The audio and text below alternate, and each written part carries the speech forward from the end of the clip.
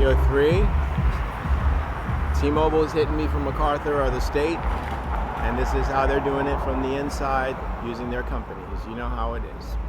Anyway, yesterday I left. I went up to Wendy's to get a meal. I had just been hit twice at Operation Night Watch. The woman that I was told was dead showed up, and also they sent another woman. I guess she was supposed to be a warning, and she was wearing all black. And I don't know her directly, but I recognized her from 24 Hours. Kind of gave me the creeps because I wasn't sure if I was being warned or if I was being informed. But in any case, long story short, I went over to Wendy's. I think the satanic community met me there. From what I was told, from what I was told in here, the goal was to distract me and throw a snake into my personal property. But I thank God that didn't happen. It took a long time because they got slammed. They had people from the internet ordering, people online. The line was going out the door, almost out the door, and they had cars lined up. So they had 3 different levels of service, and they were packed.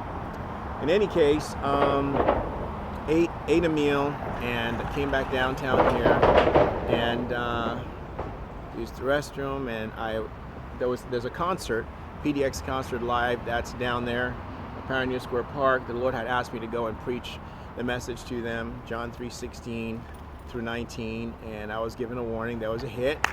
Something came from the parking lot and fell about 10 feet away from where I was at. So he says, "Don't go, you were just warned." I was like, okay. So I didn't go. I stopped on 4th Avenue, right across from Buffalo Wild Wings, and where the Starbucks was. They stopped, I guess, serving there. Anyway, and began preaching on John 3:16 through 19. And the satanic community came back out again twice.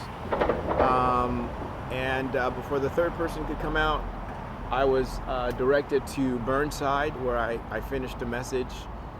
Burnside and 4th on John 3:16 through 19. Another guy came out. He was wearing a snake shirt when I was preaching on Malachi, or snake pants. I don't remember what it was. And he came with this bag, and he was holding this bag in his hands. And the bag, something was moving in the bag. I'm not sure if it was his own hands or if it was a snake. I'll be honest with you, I took out my knife, and I left it behind here as I was preaching with the book. And I don't really know what was going to happen, but in case he threw it at me, or in case he threw it at my feet, I needed some kind of defense, so I had the knife ready because I didn't know what he was going to do. Hold on a second.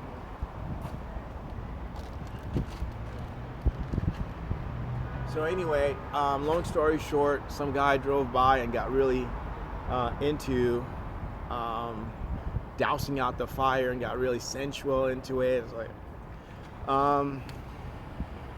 he drove off, and then a couple of guys came. I don't know who they were, white American guys. They looked like college students, and they were with probably 2 other older guys. And I thought they might have been Christians for a minute there, but I don't know.